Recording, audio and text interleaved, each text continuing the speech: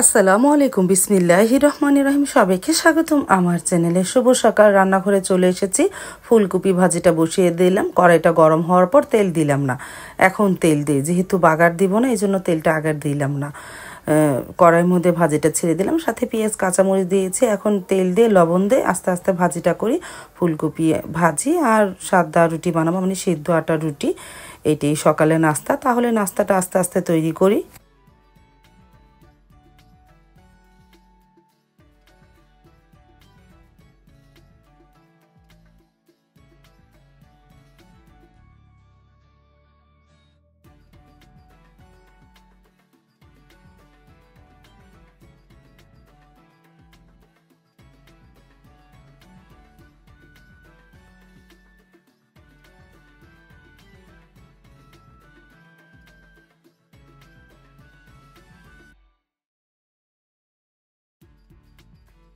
পানিটা গরম হয়ে গেল, আটাটা সিদ্ধ করে নিই। সিদ্ধ আটা রুটি বানাবো।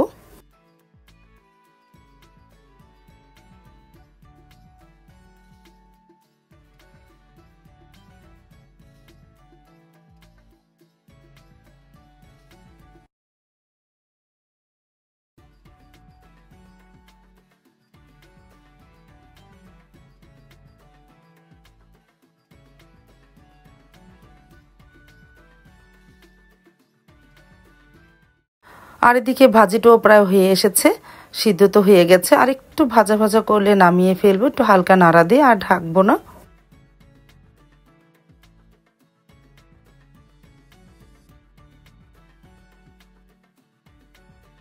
তারপর তো রুটি বেলে সেকাও শুরু করে দিয়েছি। দেখো ফুলে, মানে কি বলবো, পুরীর মতন হয়ে গেছে, কি সুন্দর ফুলেছে। প্রথম রুটিটা ভাজলাম, তারপরে একটা করে বেলে নিতেছে আর একটা করে ভেজে নিই।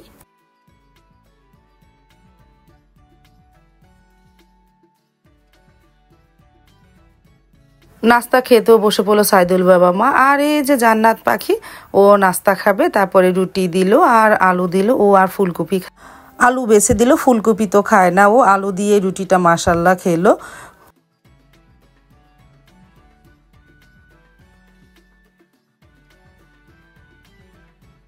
তারপরে চা বানানো হয়েছিল, মাকে আর সাইদুল বাবাকে চা দিলাম। আমি অবশ্য চা খাইনি। জান্নাত বুড়ি এখনও রুটি আর আলু ভাজি খাচ্ছে। আলু ভাজি কি ফুলকপির ভাজির সাথে আলু ছিল, তাই খেলো। আমিও জান্নাতের সাথে খেতে বসে পড়লাম।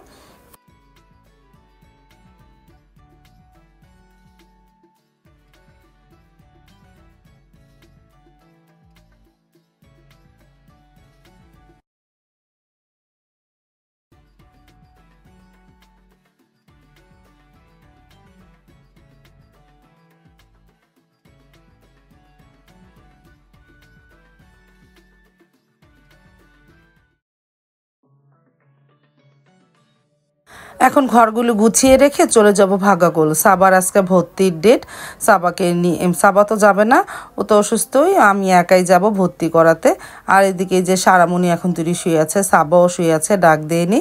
সারামণিও শুয়ে আছে। আমি সারামণিকে ডাক দিলাম, উঠো, ঘরগুলো গুছিয়ে রেখে আমি ভাগাকুল যাব।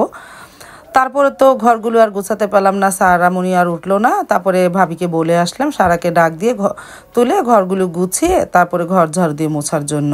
আর আমি অটো করে চলে যাচ্ছি একটু ভাগ্যাকুলে।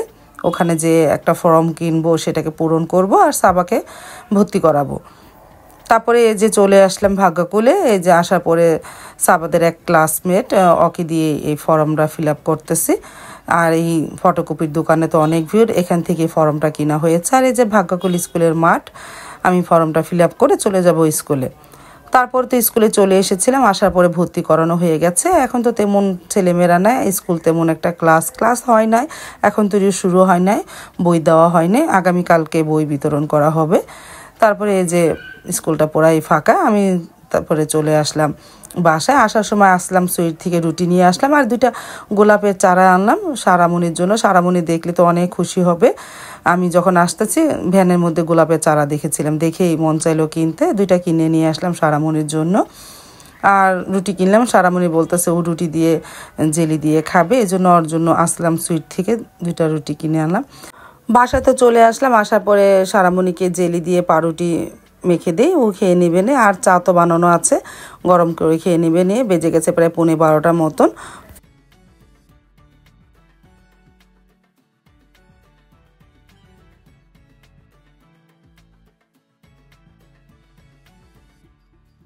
সারামণিকে নাস্তায় দিয়ে তারপরে সাবাকে একটা পেঁপে কেটে দিয়ে সাবাকে খাইয়ে তারপরে রান্নাটা শুরু করব। সাবাও উঠেছে, দেখো 11:15 বাজে, 12টা বাজতে 15 মিনিট বাকি আছে। ও নাস্তা করুক, তারপর সাবার জন্য পেঁপে কাটি। পেঁপেও কাটা হয়ে গেল, সাবাকে দিয়ে আসি। ওকে দিয়ে আসলে তো হাত দিয়ে খাবে না, ওকে একটু খাইয়ে তারপরে আমি দুপুরে রান্নাটা শুরু করব।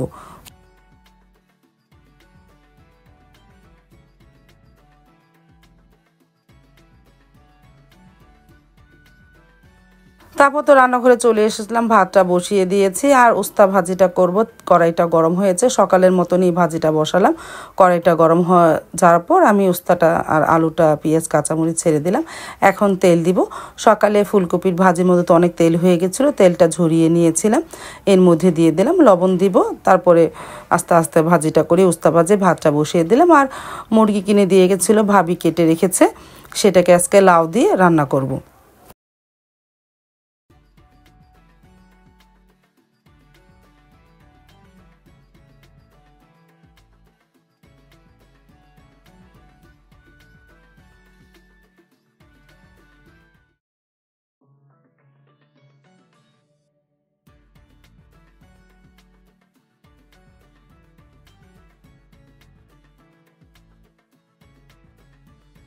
তারপর তো আস্তে আস্তে ভাজিটা করে ফেললাম। আর নতুন আলু তো, আলুগুলো ভেঙে ভেঙে গেল গা। তারপরে ভাজিটা আরেকটু ভাজা ভাজা হলে নামিয়ে ফেলবো।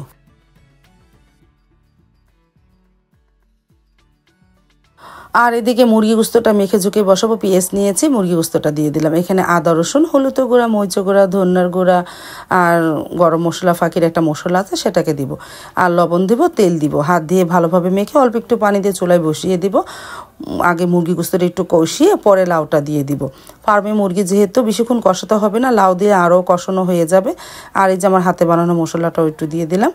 যেহেতু এই কয়দিন আমি কষিয়ে বা ভাজা দিয়ে কোনো কিছু রান্না করব না, এই জন্য মেখে ঝুঁকে সব কিছু রান্না হচ্ছে সাজিয়ে।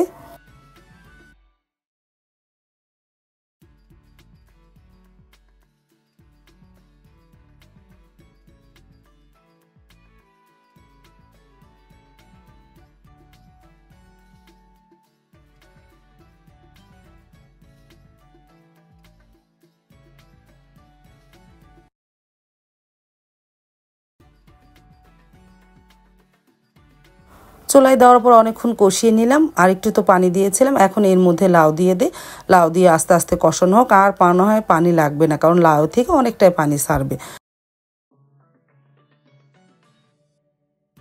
তারপর তো আলু দিয়ে দিয়েছিলাম আমি, আর পানি দিনে লাউ থেকে অনেকটাই পানি উঠেছে। আলু দিয়েছি, এর মধ্যে আলুও সিদ্ধ হয়ে যাবে, আস্তে আস্তে কষানো হবে, তরকারিটাও হয়ে যাবে। আমি আর পানি দিব না। কয়েকটা কাঁচামরিচও দিয়েছিলাম। হয়ে গেল আমার দুপুরের রান্না কমপ্লিট। কি কি রান্না হলো? টমেটোর স্যালাড, উস্তা ভাজি, লাউ দিয়ে মুরগির গোস্তের ঝোল আর ভাত, এই দুপুরের মেনু।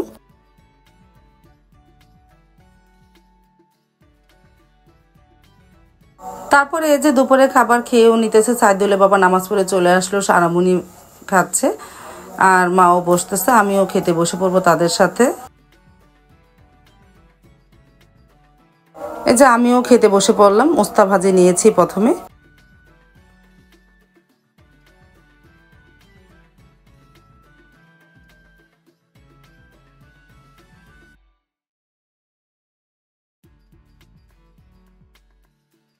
তারপরে নিলাম টমেটোর স্যালাড আর লাউ তরকারি। লাউ তরকারিটা অনেকটাই গরম ছিল, আলহামদুলিল্লাহ ভালোই হয়েছিল মুরগি গোস্তর সাথে। এর আগেও একদিন রান্না করেছিলাম, খুবই ভালো লেগেছিল খেতে। আজকেও আলহামদুলিল্লাহ ভালোই হয়েছে।